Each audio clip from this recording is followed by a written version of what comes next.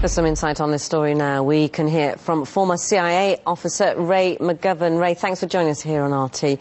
I suppose we should start with the attitude of President Trump towards Assad and how it seems to have changed, because actually we were hearing recently that that kind of accepted, or his administration accepted, that regime change wasn't necessary. But after this latest chemical incident in Idlib, which I have to point out there's still little evidence as to who was behind it, there seems to be a change in rhetoric again. What are your thoughts on Trump and the changes, and do you think that he's been quick to jump to conclusions, perhaps? Well, everyone's been very quick to jump to conclusions. There's been an unseemly rush to judgment here. I've never seen the likes of it. The question will be whether Trump is so impressionable, whether he believes the mainstream media here, who are drumming the drums for war, or whether he'll, like Obama, listen to his military advisors. Now, Obama listened to General Dempsey, the chairman of the Joint Chiefs of Staff, at the end of August 2013, during the sarin attacks outside of Damascus. Secretary of State Kerry immediately blamed them on the Syrian regime, Bashar al-Assad. But that was not the case. General Dempsey went to the president and said, "Mr. President, that was not the sarin gas that we know to be in Syrian army stocks. It was homemade sarin. You can start a war if you like," and Obama was just about to press the button. But it's going to turn out that these reports about Bashar al-Assad being responsible, even though Kerry said it 35 times, that's not our evidence. Obama listened to General Dempsey. He blamed General Dempsey when he said, now the chairman of the Joint Chiefs of Staff told me that we don't have to attack right now, we can attack next week or and he submitted the problem to Congress. The question is whether Trump will be railroaded into something very rash here by these preconceived notions without any evidence, or whether he'll listen to his military advisors. Now, we veteran intelligence professionals for sanity have all kinds of contacts with people within the military who tell us the truth.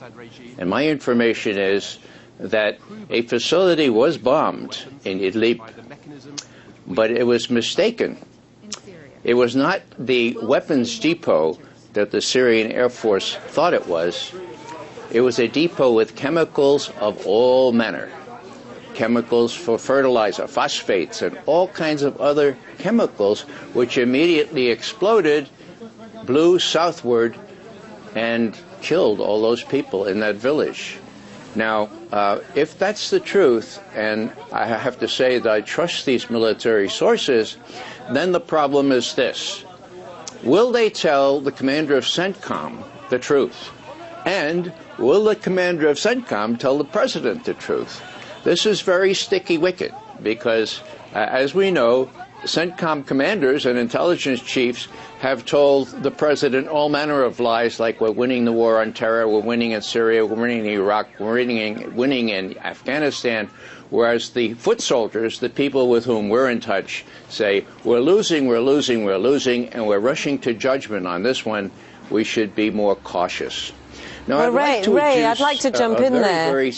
Sure. Ray, let me jump. I mean, it's really interesting what you're saying, because actually investigations take time, don't they?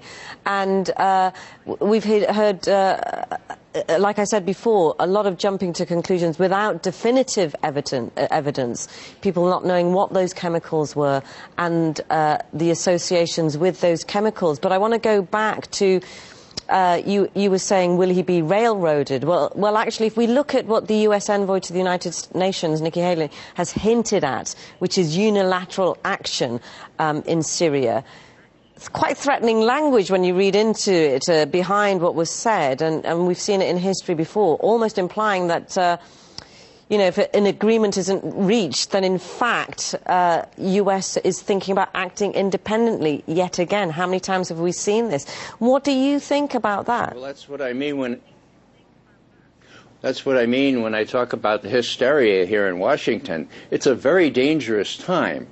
Now, Nikki Haley doesn't really know what she's talking about. She's not a serious person. And so my hope is that when more sober minds get together and say, Mr. Trump, don't let yourself be mousetrapped, as Obama almost was. Listen to your military advisors. Try to figure out what really did happen before you do anything rash. That's really important, because the tensions between not only Syria and the United States, but Russia and Iran are at a high pitch. And that's the transcendent value here, to keep those things from getting out of hand. Right now, the United States, Russia, and Iran and Syria are coordinating airstrikes against ISIS. That needs to continue. And it could be disrupted by people who want to get rid of Assad and also want to give the rebels yet another chance to fight. That is very dangerous business. It certainly is dangerous, Ray, from what you were saying. So I'm afraid we've run out of time, but really great to have your insight on what's happened at the moment. Former CIA officer Ray McGovern, thanks for coming on to RT.